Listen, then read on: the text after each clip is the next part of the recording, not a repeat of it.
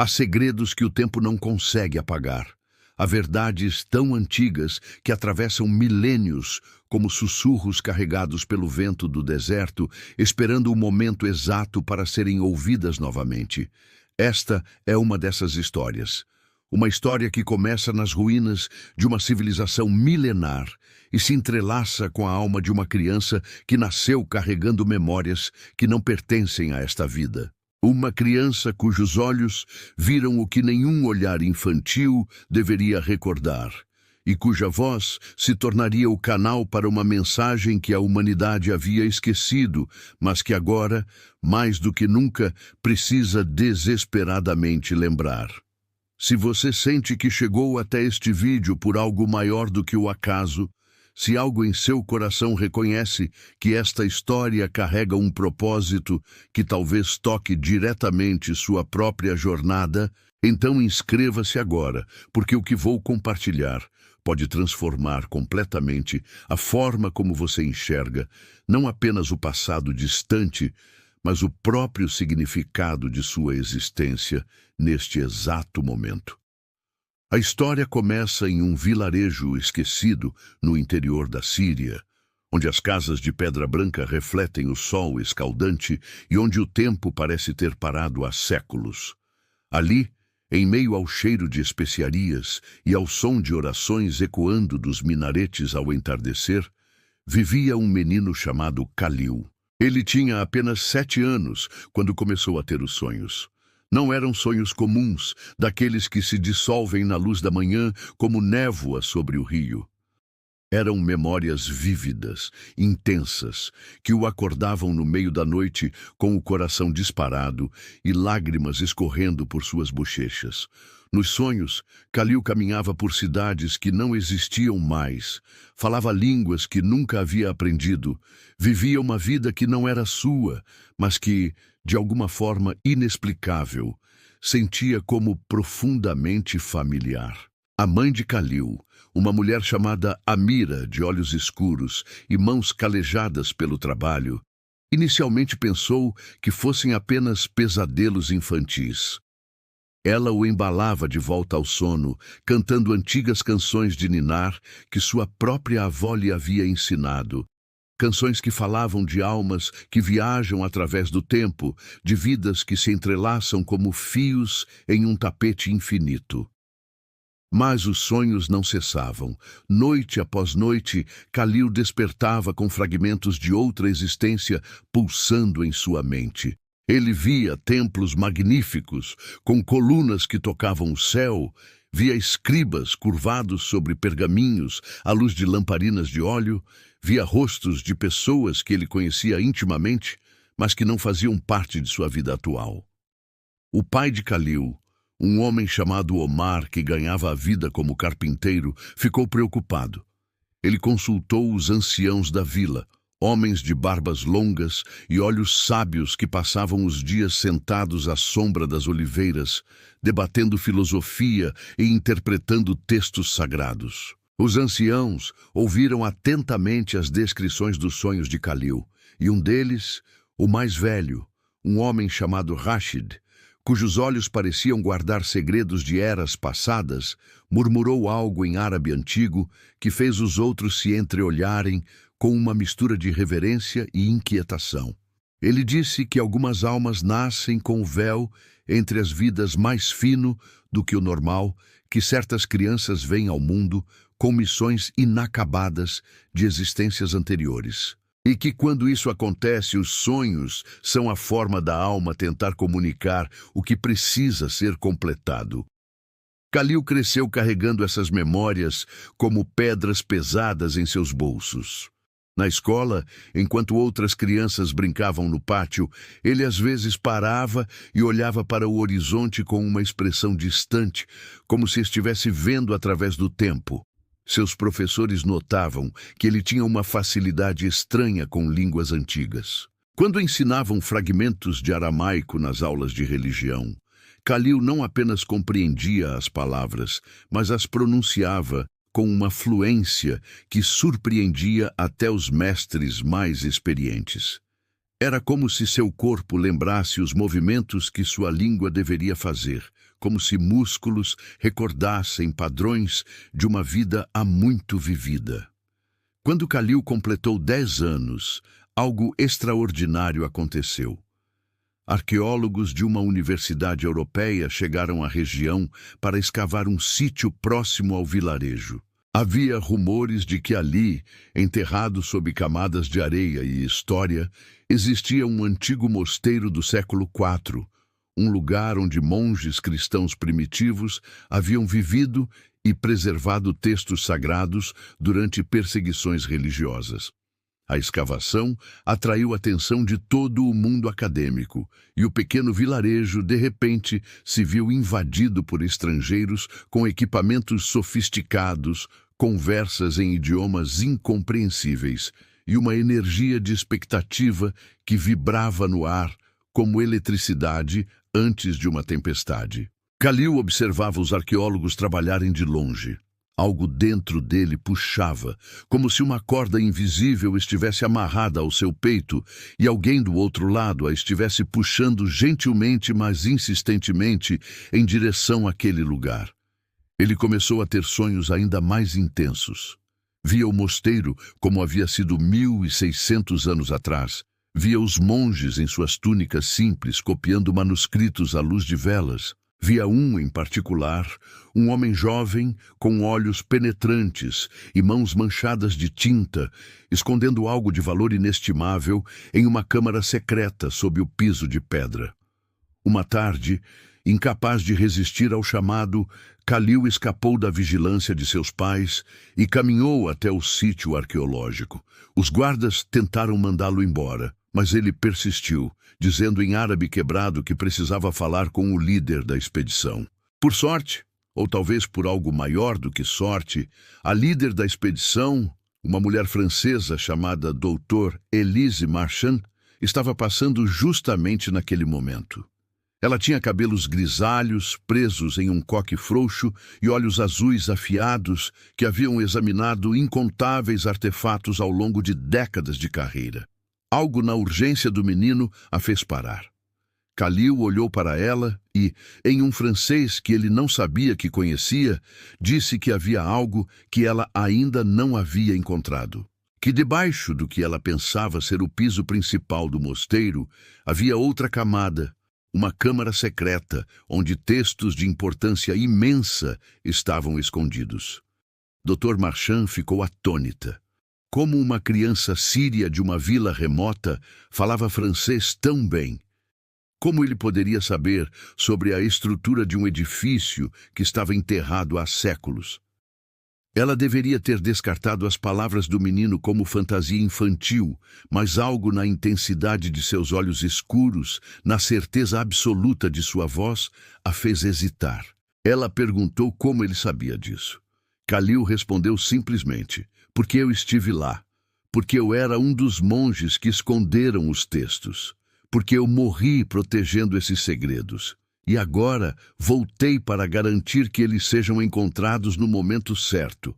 As palavras deveriam soar absurdas, mas a forma como ele as disse, com uma calma e maturidade que não pertenciam a uma criança, fez a doutora Marchand reconsiderar todas as suas suposições sobre realidade, reencarnação e os mistérios da consciência humana.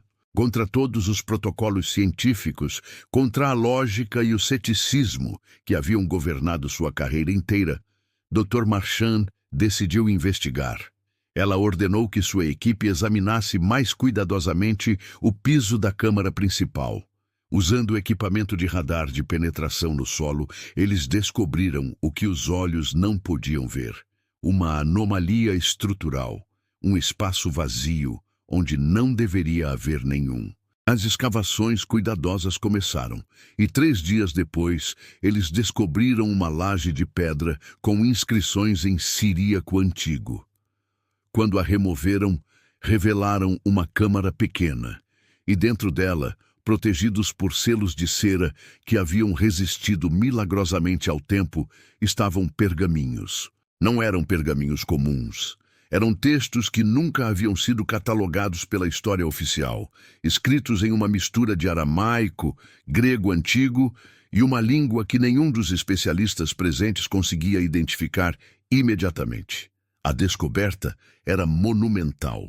Notícias se espalharam rapidamente pelos círculos acadêmicos. Este poderia ser um dos achados arqueológicos mais importantes do século. Mas havia um problema: ninguém conseguia traduzir completamente os textos.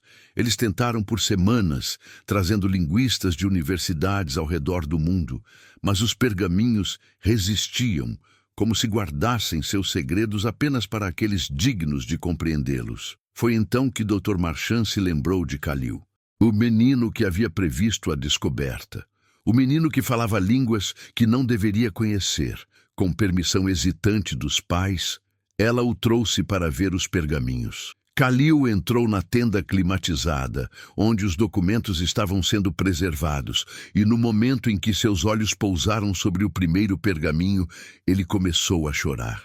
Não de tristeza, mas de reconhecimento profundo. Ele estendeu uma mão trêmula e, com voz embargada, começou a ler.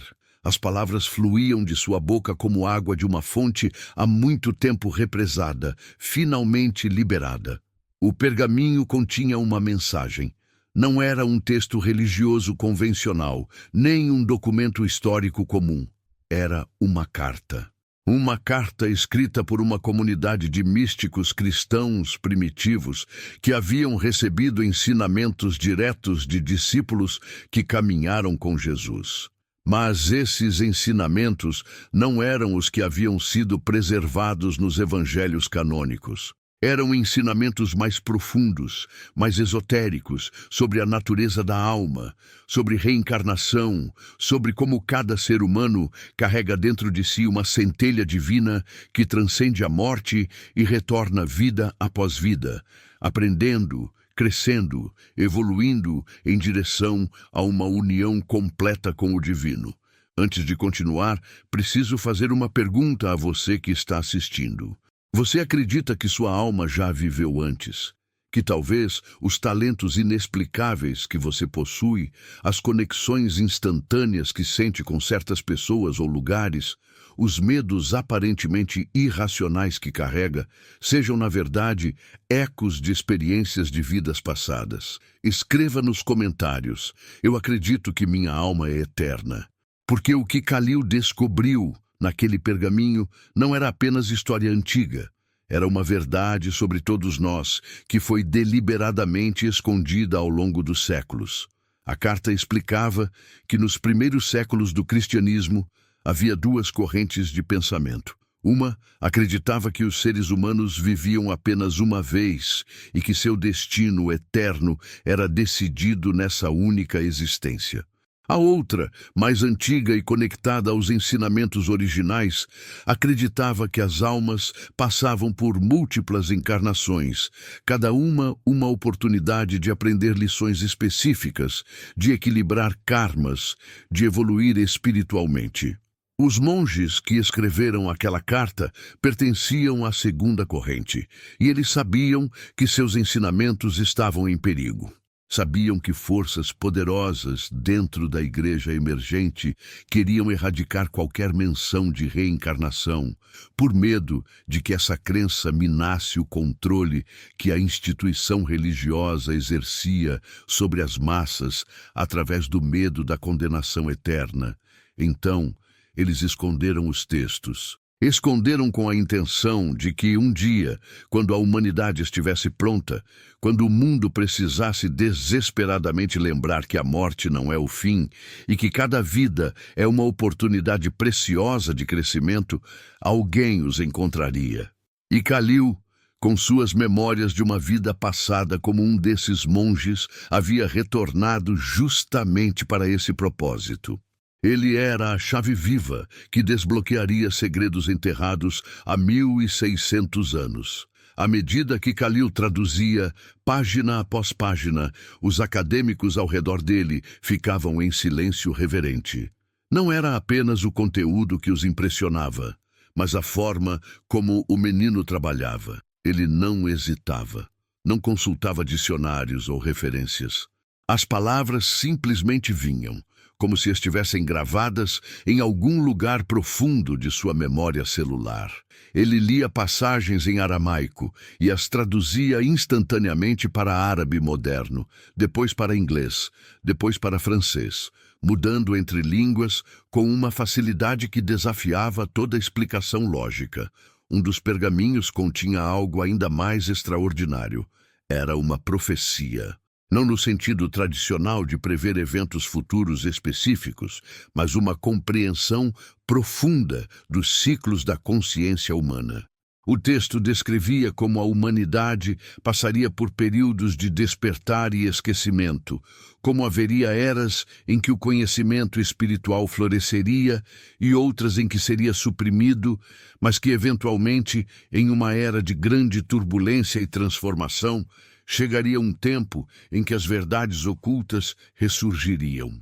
Um tempo em que crianças nasceriam lembrando vidas passadas com clareza incomum, quando descobertas arqueológicas trariam à tona textos perdidos, quando a própria estrutura da realidade começaria a se revelar como mais fluida e mística do que a ciência materialista havia presumido. O texto dizia que, nesses tempos, a humanidade teria uma escolha. Poderia continuar no caminho do materialismo, do egoísmo, da separação, e enfrentar consequências cada vez mais severas na forma de conflitos, colapsos ambientais e desespero coletivo. Ou poderia despertar para a verdade de sua interconexão, lembrar que cada alma é sagrada, que cada vida é parte de uma jornada muito maior e começar a construir uma civilização baseada em compaixão, sabedoria e reverência pelo mistério da existência. A escolha, dizia o pergaminho, sempre foi e sempre seria da própria humanidade. Khalil terminava de ler cada sessão e então explicava contextos que nenhum historiador poderia conhecer. Ele descrevia os debates acalorados entre os monges sobre se deveriam ou não esconder os textos, sobre o medo que sentiam de que a verdade fosse perdida para sempre, sobre as orações que fizeram pedindo que as almas certas encontrassem os documentos no momento divino. Ele falava desses eventos não como alguém que leu sobre eles, mas como alguém que os viveu, que sentiu o peso das decisões, que carregou a responsabilidade de proteger sabedoria sagrada. Dr. Marchand estava transformada. Ela havia passado décadas estudando artefatos antigos, com distanciamento científico, mas agora se via confrontada com algo que desafiava todas as suas categorias de compreensão. Ela não podia negar o que estava testemunhando. Khalil não era apenas uma criança brilhante. Ele era uma ponte viva entre passado e presente, entre o esquecido e o lembrado, entre o mundano e o místico. E os pergaminhos que ele estava decifrando não eram apenas documentos históricos. Eram mensagens deixadas intencionalmente para este exato momento da história humana. As semanas seguintes foram intensas. Khalil passava horas todos os dias trabalhando com os pergaminhos. Sua família, inicialmente preocupada e confusa, começou a aceitar que seu filho carregava algo extraordinário. Amira, sua mãe, lembrava-se de histórias que sua própria avó contava. Histórias de sufis que lembravam de vidas passadas, de santos que transcendiam as limitações do tempo linear. Ela começou a ver Khalil não apenas como seu filho, mas como um presente para o mundo, uma alma que havia escolhido retornar com um propósito específico. Omar, o pai, lidava com tudo de forma mais prática, mas ainda assim profunda. Ele começou a construir uma caixa especial para Khalil, feita de madeira de oliveira, entalhada com símbolos que apareciam nos sonhos do menino. Era sua forma de honrar o que não podia completamente compreender, mas que sabia ser sagrado. E enquanto trabalhava a madeira, Omar se pegava pensando em sua própria vida, nas escolhas que havia feito, nos momentos em que sentiu conexões inexplicáveis com pessoas ou lugares, e se perguntava se ele também carregava ecos de existências passadas que havia simplesmente aprendido a ignorar. A notícia da descoberta e do papel de Khalil nela começou a se espalhar, além dos círculos acadêmicos. Jornalistas chegaram ao vilarejo, câmeras de televisão apareceram nas ruas empoeiradas e, de repente, o mundo inteiro queria saber sobre o menino sírio que lembrava de vidas passadas e podia decifrar textos que estudiosos não conseguiam. Havia céticos, é claro. Muitos afirmavam que era uma farsa elaborada, que Khalil havia sido treinado secretamente, que os pergaminhos eram falsificações. Mas testes científicos confirmaram a autenticidade dos documentos, e nenhuma explicação convencional podia dar conta da capacidade linguística de Khalil e de seu conhecimento de detalhes históricos que não existiam em nenhum livro. Entre aqueles que vieram investigar, estava um neurocientista americano chamado Dr. James Peterson, especialista em memória e consciência. Ele chegou cético, mas curioso, determinado a encontrar uma explicação racional para as habilidades de Khalil. Ele conduziu extensos testes, examinou padrões cerebrais, fez perguntas desafiadoras em línguas obscuras que Khalil não deveria conhecer. E a cada teste, sua perplexidade crescia. Não havia fraude aqui, não havia truque. Havia apenas um menino que, por razões que desafiavam a neurociência convencional, tinha acesso a informações que sua educação e experiência de vida não poderiam explicar. Após semanas de estudo, Dr. Peterson fez algo incomum para um cientista de sua estatura. Ele admitiu publicamente que não tinha explicação. Ele disse que o caso de Khalil sugeria que a consciência humana era muito mais complexa e misteriosa do que os modelos científicos atuais presumiam, que talvez a memória não fosse armazenada apenas no cérebro, mas em algum campo de informação mais amplo ao qual certas pessoas, em certas circunstâncias, podiam acessar. Que a linha entre ciência e espiritualidade, entre o material e o místico, talvez não fosse tão clara quanto a academia havia insistido. Khalil, em meio a toda essa atenção, permanecia centrado.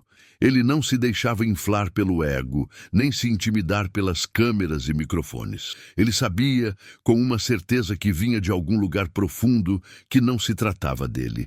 Ele era apenas um mensageiro. O importante era a mensagem, e a mensagem dos pergaminhos era clara. A humanidade havia esquecido verdades essenciais sobre sua própria natureza.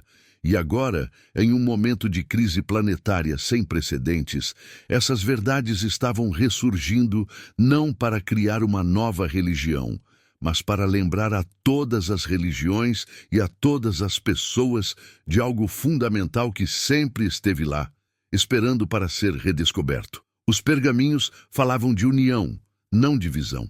Falavam de amor, não julgamento.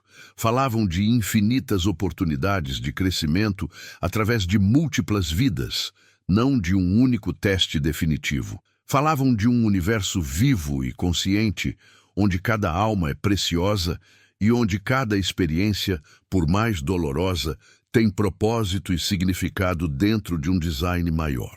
E talvez o mais revolucionário de tudo, os textos sugeriam que Jesus havia ensinado essas verdades abertamente, mas que ao longo dos séculos, conforme o cristianismo se institucionalizava e se politizava, certos ensinamentos haviam sido suprimidos porque tornavam as pessoas difíceis demais de controlar. Uma pessoa que lembra que sua alma é eterna não vive com medo da morte. Uma pessoa que compreende que retornará vida após vida até aprender o que precisa aprender, não aceita facilmente doutrinas baseadas em medo e culpa. Uma pessoa que sabe que carrega divindade dentro de si, não busca intermediários humanos para acessar o sagrado. E eram exatamente essas implicações que haviam tornado os ensinamentos originais perigosos para estruturas de poder que dependiam de manter as massas temerosas e obedientes. Khalil compartilhava tudo isso não com arrogância, mas com humildade. Ele sabia que não estava inventando nada novo, estava apenas lembrando e ajudando outros a lembrarem. E enquanto as traduções continuavam, algo notável começou a acontecer.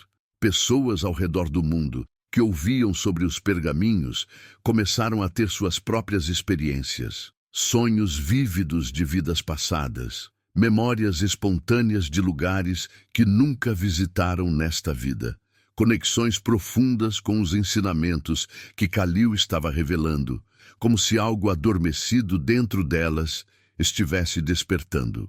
Era como se os pergaminhos carregassem não apenas informação, mas uma frequência energética, como se o próprio ato de trazer esses textos de volta à luz estivesse ativando algo na consciência coletiva da humanidade. Dr. Marchand começou a documentar esses relatos, e logo havia centenas, depois milhares de pessoas compartilhando experiências similares. O ceticismo dava lugar à curiosidade. A curiosidade dava lugar ao despertar, e foi nesse instante, entre o invisível e o eterno, que algo começou a mudar. Mas o que viria a seguir superaria tudo o que eu poderia compreender. O que começou como a descoberta de pergaminhos antigos rapidamente se transformou em algo muito maior, algo que transcendia a arqueologia e história para tocar o próprio tecido da realidade humana. Nas semanas que se seguiram, Khalil continuou seu trabalho de tradução, mas agora com uma compreensão crescente de que não estava apenas revelando o passado, estava ajudando a moldar o futuro. Cada palavra que traduzia parecia carregar um peso energético, como se os monges que haviam escrito aqueles textos 1600 anos atrás tivessem imbuído as letras com intenção, com oração, com a esperança fervorosa de que quando chegasse o momento certo, as palavras despertariam exatamente o que a humanidade mais precisaria. Entre os pergaminhos, havia um em particular que Khalil hesitou em traduzir inicialmente. Não porque fosse difícil linguisticamente, mas porque ele sentia, com uma intuição profunda, que vinha das camadas mais antigas de sua alma, que este documento em específico carregava algo tão transformador que o mundo precisava estar preparado antes de ouvi-lo. Doutor. Marchand percebeu a hesitação do menino e não o pressionou. Ela havia aprendido, através dessas semanas extraordinárias, que havia uma sabedoria operando através de Khalil que ia muito além de conhecimento intelectual, e que confiar nessa sabedoria era essencial. Foi durante uma noite de lua cheia, quando o deserto ao redor do vilarejo brilhava com uma luz prateada, quase sobrenatural, que Khalil sentiu que era a hora. Ele pediu que reunissem um pequeno grupo, não as multidões de jornalistas e curiosos, mas apenas aqueles que haviam estado próximos à descoberta desde o início. Dr. Marchand, Dr. Peterson, seus pais, o ancião Rashid e alguns dos monges do monastério local que haviam se interessado profundamente pelos textos. Eles se reuniram na tenda onde os pergaminhos estavam guardados, e à luz suave de lamparinas, Khalil começou a revelar o que ele havia guardado. O pergaminho final continha o que os monges haviam chamado de a mensagem essencial, e sua primeira linha era simplesmente: para aqueles que despertarem no tempo das grandes mudanças, estas palavras são uma lembrança de quem vocês sempre foram. Khalil leu devagar, permitindo que cada frase pousasse nos corações dos presentes antes de continuar. O texto explicava que Jesus, durante seus anos de juventude, que não foram documentados nos evangelhos canônicos, havia viajado extensivamente. Havia estudado com mestres na Índia, no Tibete, no Egito. Não porque precisasse aprender, mas porque parte de sua missão era conectar as diferentes correntes de sabedoria espiritual que haviam surgido em diferentes partes do mundo, reconhecer a verdade universal que todas compartilhavam e trazer essa síntese de volta para sua própria cultura. Os ensinamentos que Jesus eventualmente compartilharia não eram exclusivamente judeus nem exclusivamente orientais. Eram universais. Eram verdades sobre a natureza da consciência, sobre a eternidade da alma, sobre o amor como força fundamental do universo, verdades que sempre haviam existido e que sempre existiriam, mas que cada cultura expressava através de suas próprias lentes e linguagens. E uma das verdades mais fundamentais que Jesus havia ensinado aos seus discípulos mais próximos, uma verdade que foi gradualmente suprimida nas escrituras oficiais, era que cada alma passa por múltiplas encarnações, cada uma oportunidade sagrada de evolução espiritual. O pergaminho descrevia como Jesus havia explicado que ele mesmo havia vivido muitas vidas antes daquela encarnação específica, como Jesus de Nazaré. Que todos os grandes mestres espirituais da história eram almas que haviam escolhido repetidamente retornar para servir à humanidade, para lembrar as pessoas de sua divindade interna, para acender tochas de sabedoria em tempos de escuridão. E que cada pessoa comum também era uma alma eterna em sua própria jornada, carregando lições de vidas passadas, enfrentando desafios escolhidos antes do nascimento, cumprindo propósitos que a mente consciente raramente compreendia completamente, mas que a alma sempre sabia. À medida que Khalil lia, lágrimas começaram a escorrer silenciosamente pelos rostos dos presentes. Não eram lágrimas de tristeza, mas de reconhecimento. Era como se algo profundo dentro de cada um deles estivesse sendo tocado, despertado, lembrado. Dr. Peterson, o neurocientista que havia chegado meses atrás buscando explicações racionais, encontrou-se chorando como não chorava desde a infância. Algo na mensagem ressoava com uma parte dele que ele havia enterrado sob camadas de educação acadêmica e ceticismo científico. Uma parte que sempre havia sabido que o universo era mais misterioso e sagrado do que ele permitira se acreditar.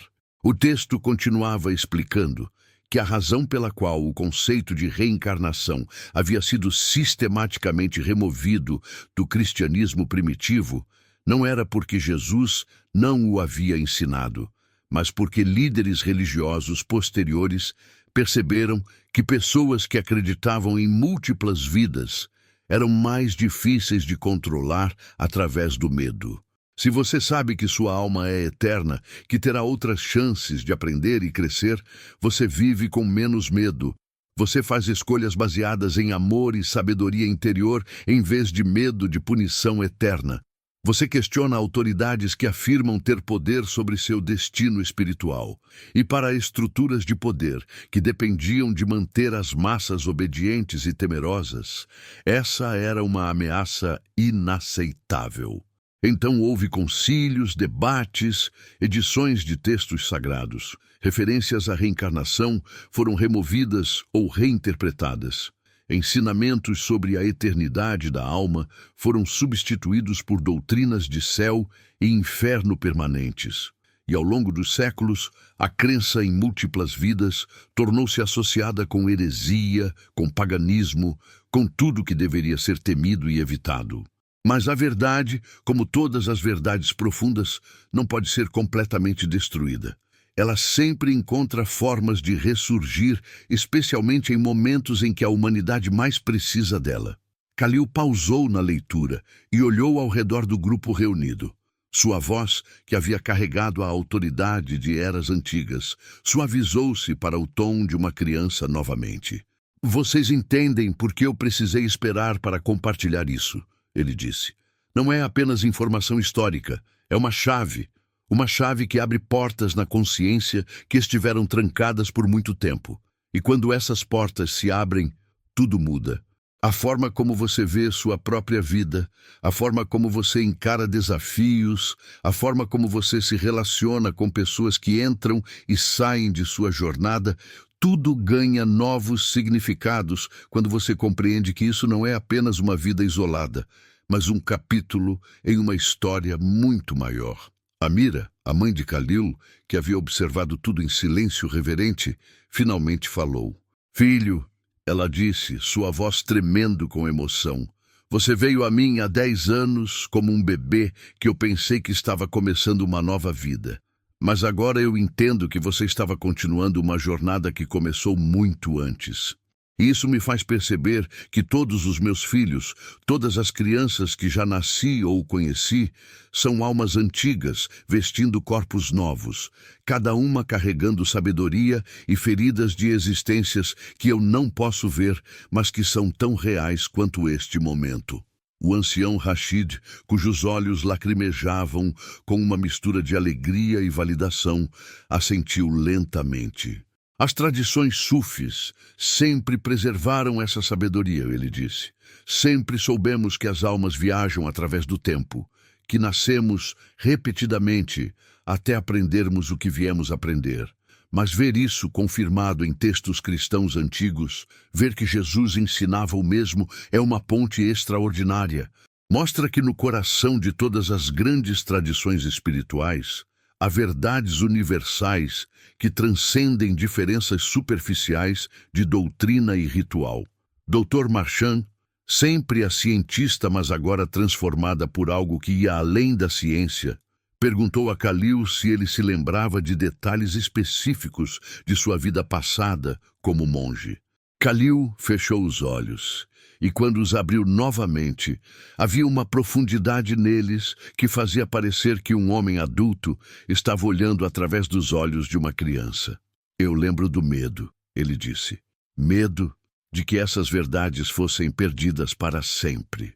Lembro das discussões acaloradas entre nós. Alguns achando que deveríamos lutar abertamente contra as mudanças que estavam acontecendo na igreja.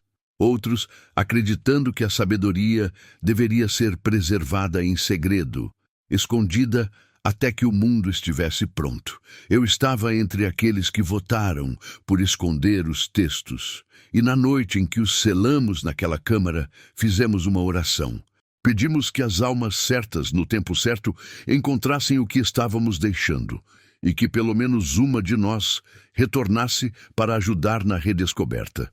Você é essa alma, Dr. Peterson disse, não como uma pergunta, mas como uma afirmação de algo que agora parecia óbvio. Khalil sorriu, um sorriso que carregava tanto a alegria de uma criança quanto a serenidade de um sábio. Eu sou uma delas, ele corrigiu. Mas não sou a única. Ao redor do mundo, neste exato momento, há outras crianças nascendo ou já nascidas que carregam memórias similares, que têm missões relacionadas. Alguns vão descobrir textos antigos, outros vão criar novas formas de arte que transmitem velhas verdades. Outros vão simplesmente viver suas vidas de formas que exemplificam amor e compaixão de maneiras tão poderosas que transformam todos ao seu redor. Somos muitos e estamos despertando juntos porque é hora. A humanidade chegou a um ponto de virada, e essas almas que escolheram retornar agora estão aqui para ajudar a navegar essa transição. O grupo permaneceu reunido até as primeiras luzes do amanhecer começarem a pintar o céu de rosa e dourado. Compartilharam histórias, fizeram perguntas, choraram e riram e sentiram algo que muitos não haviam sentido em anos.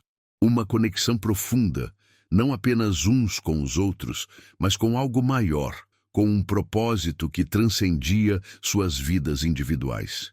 Era como se os pergaminhos houvessem criado um campo de energia ao redor deles, um espaço sagrado onde as barreiras habituais entre pessoas se dissolviam e eles podiam ver uns aos outros como realmente eram. Almas eternas temporariamente habitando corpos humanos, todos parte de uma grande dança cósmica de evolução e despertar. Nas semanas e meses que se seguiram, a mensagem dos pergaminhos começou a se espalhar de formas que nenhuma campanha de marketing poderia ter planejado. Era orgânico, viral no sentido mais puro da palavra. Pessoas que ouviam sobre os textos sentiam algo dentro delas se agitar. Começavam a pesquisar, a ler traduções que Dr. Marchand e sua equipe publicavam online. E muitas relatavam experiências espontâneas de memórias de vidas passadas emergindo. Era como se os pergaminhos estivessem agindo como um catalisador, ativando algo adormecido na consciência coletiva humana. Kalil, enquanto isso, estava crescendo e mudando de formas que iam além do desenvolvimento físico normal. Havia nele uma integração acontecendo, uma fusão entre a criança que ele era nesta vida e o monge que ele havia sido em outra. Ele não estava perdendo sua infância para memórias antigas. Em vez disso, estava encontrando formas de honrar ambas as identidades, de ser simultaneamente jovem e antigo, inocente e sábio. Ele brincava com outras crianças, ria, corria pelos campos ao redor do vilarejo, mas também passava horas em meditação profunda, em diálogo com ancianidades que residiam em camadas de sua alma, que transcendiam esta encarnação específica. Um dia, um grupo de líderes religiosos de várias tradições chegou ao vilarejo.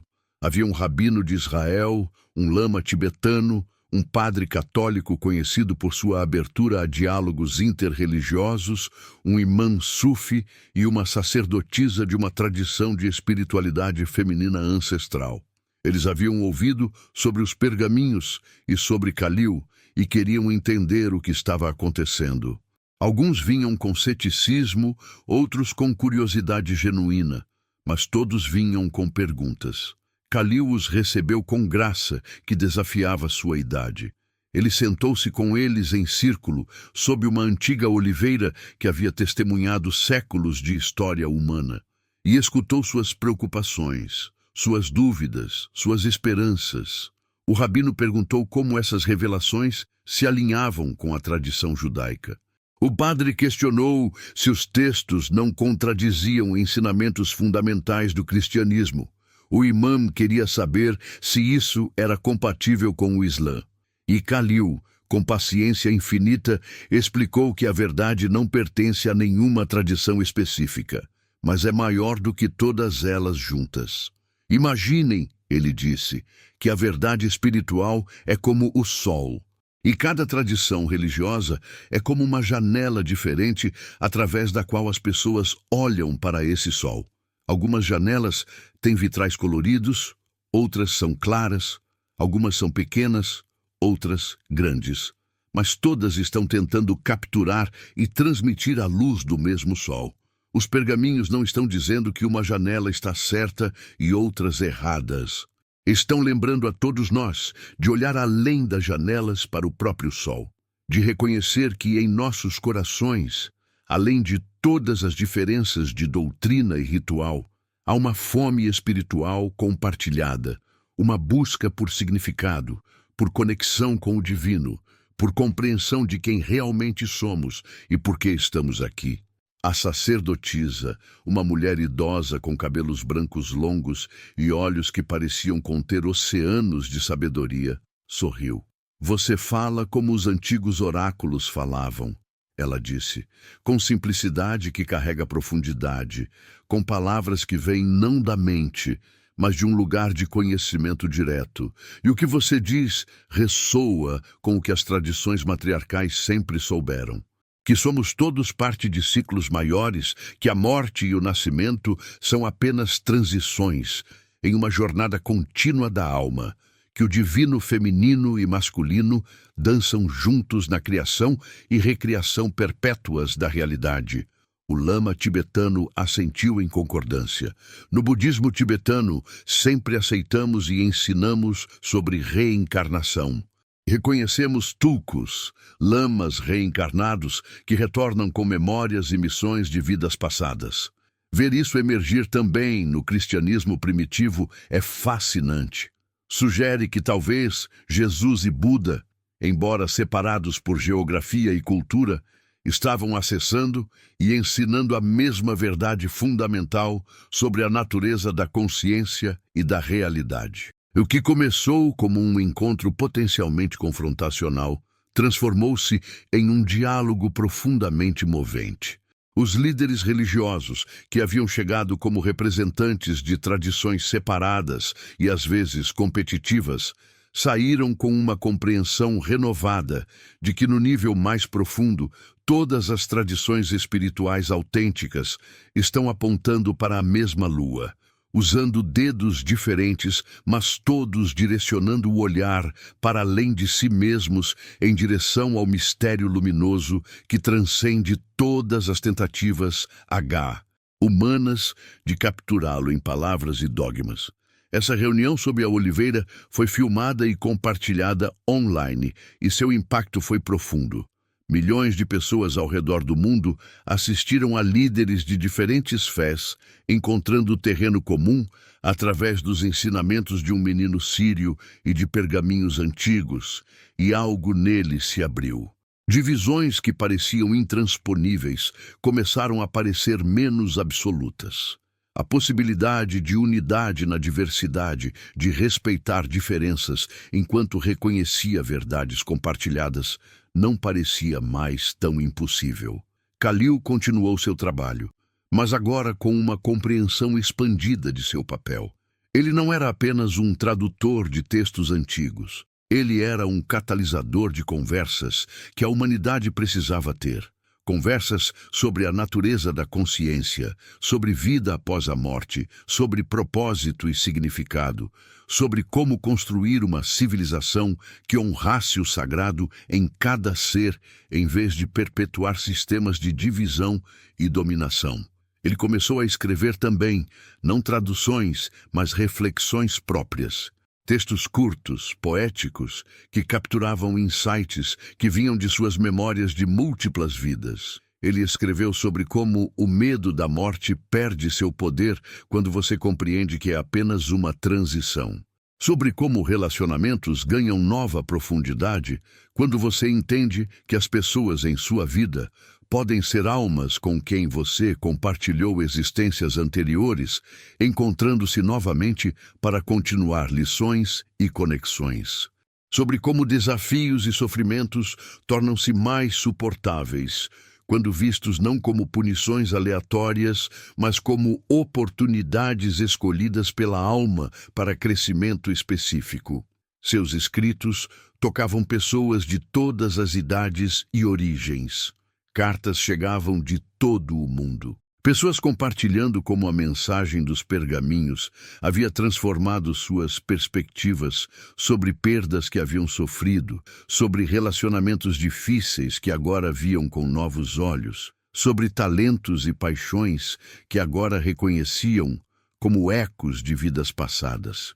Havia cura acontecendo em escala global.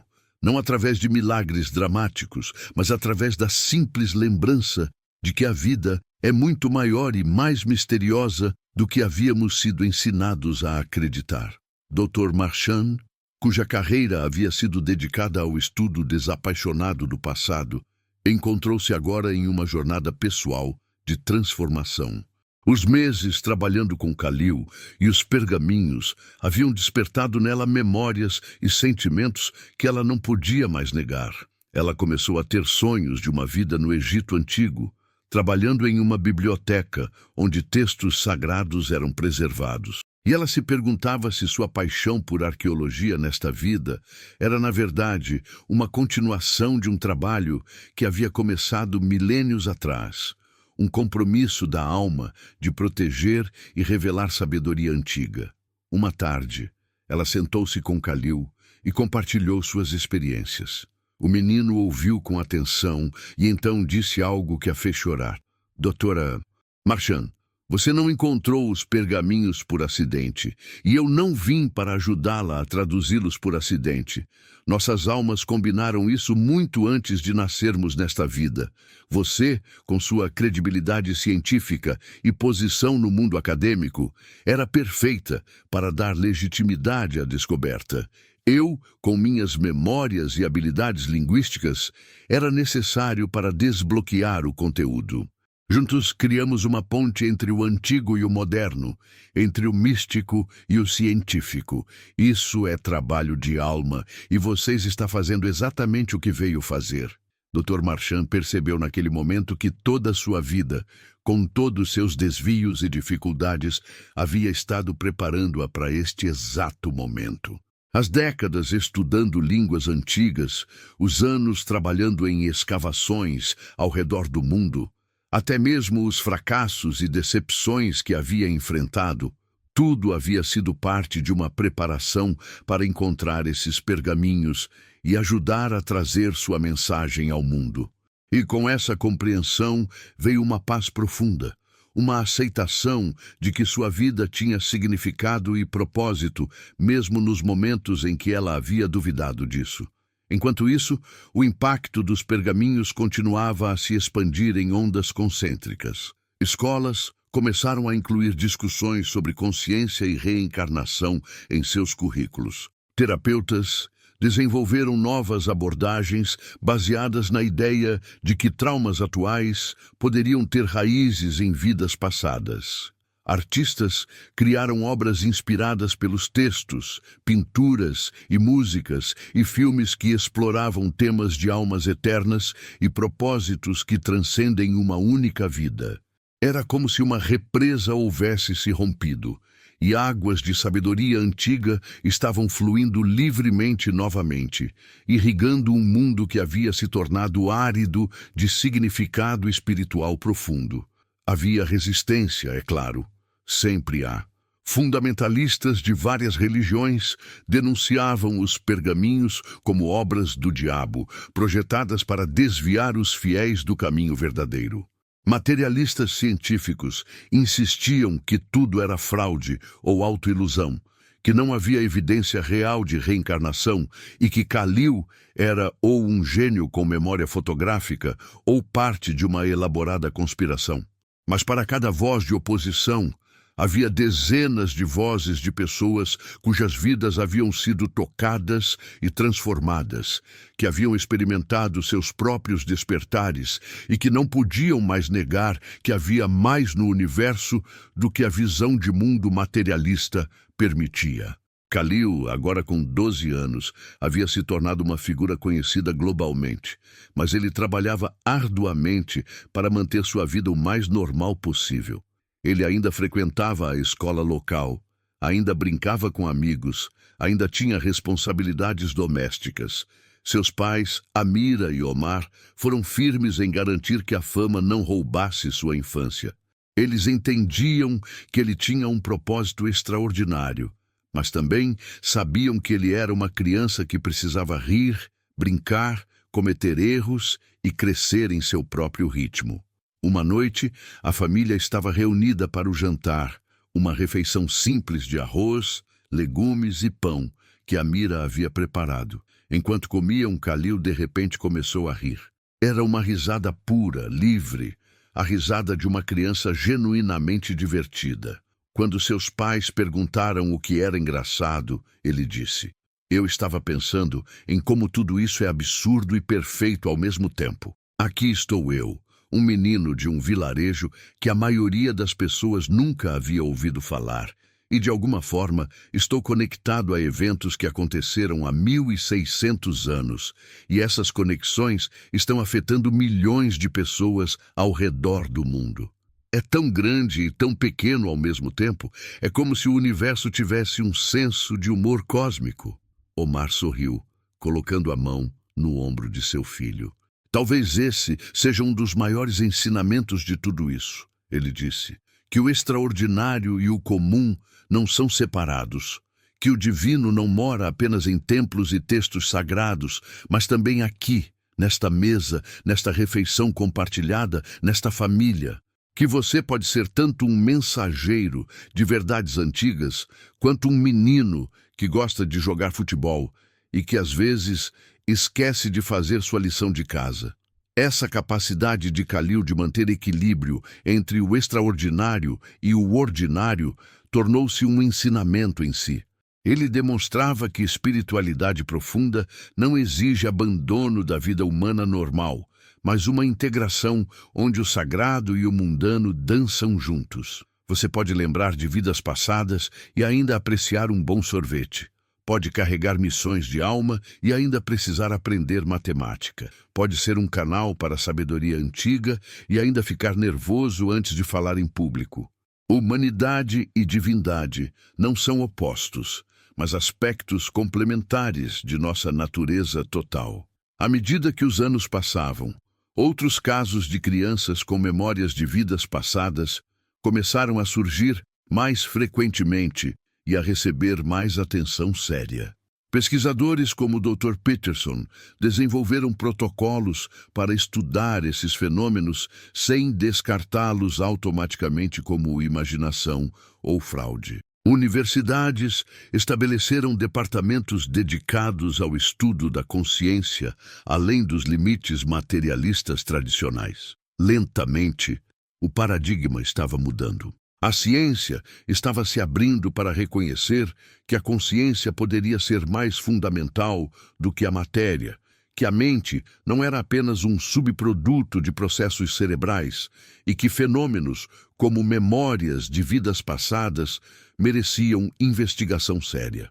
Khalil foi convidado a falar em conferências ao redor do mundo, mas seus pais só permitiam participação ocasional, sempre garantindo que ele tivesse tempo adequado para ser apenas uma criança. Quando ele falava, sua mensagem era consistente. Os pergaminhos não eram sobre criar uma nova religião ou substituir as existentes. Eram sobre lembrar verdades fundamentais que todas as tradições espirituais autênticas compartilham em seus núcleos. Que somos almas eternas em jornadas de evolução. Que o amor é a força mais poderosa do universo. Que cada vida, cada experiência, cada pessoa que encontramos tem significado e propósito dentro de um design maior. Que morte não é o fim, mas uma transição. E que o objetivo de nossa existência não é acumular riqueza ou poder, mas crescer em sabedoria, compaixão e conexão com o divino que habita em todos nós. Uma de suas palestras mais memoráveis aconteceu quando ele tinha 14 anos, em uma conferência internacional sobre consciência. Ele subiu ao palco, um adolescente franzino diante de uma audiência de milhares, e ao invés de dar uma palestra formal, ele contou uma história. Falou sobre um sonho que havia tido recentemente, onde se viu como uma gota de água no oceano.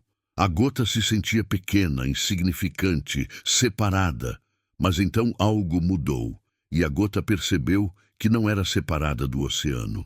Era o oceano, experimentando-se através da perspectiva de uma gota individual. E com essa percepção veio uma alegria imensa, uma compreensão de que nunca havia estado realmente sozinha ou separada, que sempre havia sido parte de algo infinitamente maior. É assim que somos, Khalil disse. Cada um de nós é como uma gota que esqueceu que é o oceano. Andamos por aí nos sentindo pequenos, isolados, assustados. Mas a verdade que os pergaminhos lembram, que todas as tradições espirituais ensinam em seu núcleo, é que somos o divino experimentando-se através de formas individuais. E quando lembramos disso, quando realmente compreendemos isso, não apenas intelectualmente, mas em um nível de conhecimento direto, tudo muda. O medo se dissolve. A competição dá lugar à cooperação. O julgamento é substituído por compaixão. Porque como você pode julgar ou ferir outra pessoa quando reconhece que essa pessoa é, em essência, você experimentando-se através de uma forma diferente? A audiência permaneceu em silêncio por um longo momento após ele terminar. E então, a ovação que se seguiu era menos sobre aplauso e mais sobre reconhecimento coletivo. Milhares de pessoas de pé, muitas chorando, todas sentindo que algo profundo havia sido tocado dentro delas. Não eram as palavras específicas que Khalil havia usado, mas a energia por trás delas. A autenticidade, a clareza de alguém que não estava apenas repetindo conceitos aprendidos, mas falando de conhecimento direto, experiencial. Nos anos seguintes, o mundo continuou sua transformação. Não era uma transformação dramática e instantânea, mas uma mudança gradual e profunda na consciência coletiva. Mas pessoas meditavam, buscavam experiências espirituais diretas, em vez de apenas aceitar dogmas. Mais terapeutas incorporavam compreensões sobre vidas passadas em seus trabalhos. Mais cientistas estudavam fenômenos de consciência com mente aberta. Mais líderes políticos começavam a falar sobre políticas baseadas em compaixão e interconexão, em vez de apenas competição e interesse próprio. Khalil, agora um jovem adulto, continuou seu trabalho, mas de formas cada vez mais sutis. Ele escreveu livros que se tornaram best-sellers, não por marketing agressivo, mas porque as pessoas sentiam que precisavam das mensagens que continham. Ele trabalhou com organizações focadas em diálogo interreligioso, ajudando a construir pontes entre tradições que haviam estado em conflito por séculos. Ele mentoreou outras crianças e jovens que estavam despertando para memórias de vidas passadas, ajudando-os a navegar essas experiências sem se sentirem isolados ou assustados. E sempre ele permaneceu conectado com sua família, seu vilarejo, suas raízes. Os pergaminhos que haviam iniciado tudo agora estavam preservados em um museu especialmente construído perto do local da descoberta, onde pessoas de todo o mundo vinham não apenas para ver artefatos antigos, mas para experimentar algo do campo energético que parecia permear o lugar. Era como se o solo ali lembrasse das orações dos monges que haviam escondido os textos, e essas orações ainda ressoavam, tocando todos que vinham com coração aberto. Amira e Omar envelheceram graciosamente, encontrando paz profunda em verem seu filho cumprir seu propósito de formas que iam além de qualquer coisa que pudessem ter imaginado quando ele nasceu. E às vezes, em noites quietas, quando a família se reunia, Khalil compartilhava mais memórias de vidas passadas, não apenas como monge, mas de outras encarnações. Havia vida como um curador no Antigo Egito, outra como um guerreiro que aprendeu lições amargas sobre as futilidades da violência. Outra como uma mulher que havia perdido tudo em uma guerra, mas encontrado força espiritual através do sofrimento. Cada história, cada vida, havia contribuído para quem ele era agora.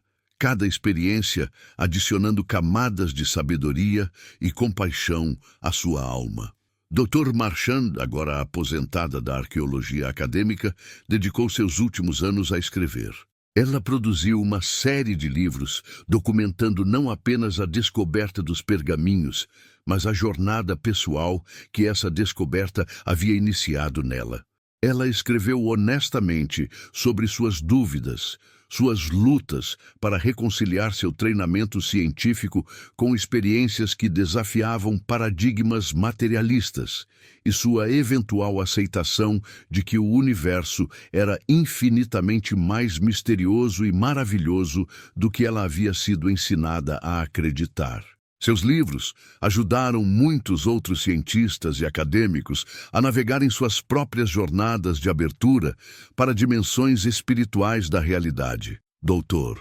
Peterson tornou-se um dos principais defensores de uma nova ciência da consciência, uma que reconhecia fenômenos como memórias de vidas passadas, experiências de quase-morte e outros eventos que a neurociência convencional não podia explicar adequadamente.